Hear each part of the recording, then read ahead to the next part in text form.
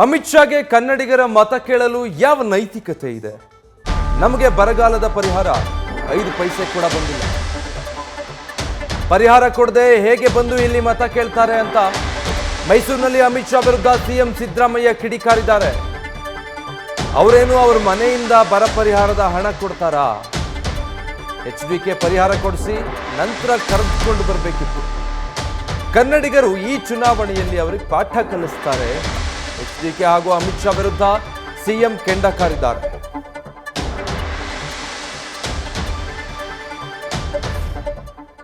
ಈ ಅಮಿತ್ ಶಾ ಬರಲಿ, ನರೇಂದ್ರ ಮೋದಿ ಅವರ ಬರಲಿ, ಅಥವಾ ನಡ್ಡಾ ಬರಲಿ, ಯಾರು ಬಂದರೂ ಕೂಡ ಅವರು ಈಗ ಅಮಿತ್ ಶಾ ಅವರು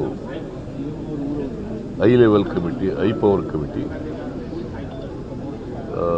ಅಧ್ಯಕ್ಷರು. ಬರಗಾಲದ ಪರಿಹಾರ ಕೊಟ್ಟಿದ್ದಲ್ಲ, ವಾಟ್ ಮಾರಲ್ ರೈಟ್ ಈ ಹ್ಯಾಸ್?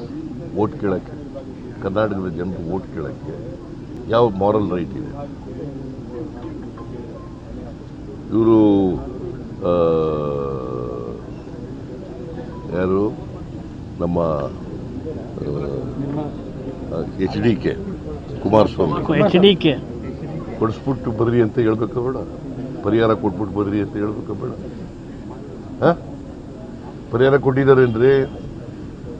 ಅಮಿತ್ ಶಾನೇ ಚೇರ್ಮನ್, ಅದಕ್ಕೆ ಮೇಕೆದಾಟುಗೆ ಪರ್ಮಿಷನ್ ಕೊಟ್ಟಿದ್ದಾರಾ? ಮಾದಾಯಿಗೆ ಎನ್ವೈರನ್ಮೆಂಟ್ ಕ್ಲಿಯರೆನ್ಸ್ ಮಾಡಿದಾರಾ?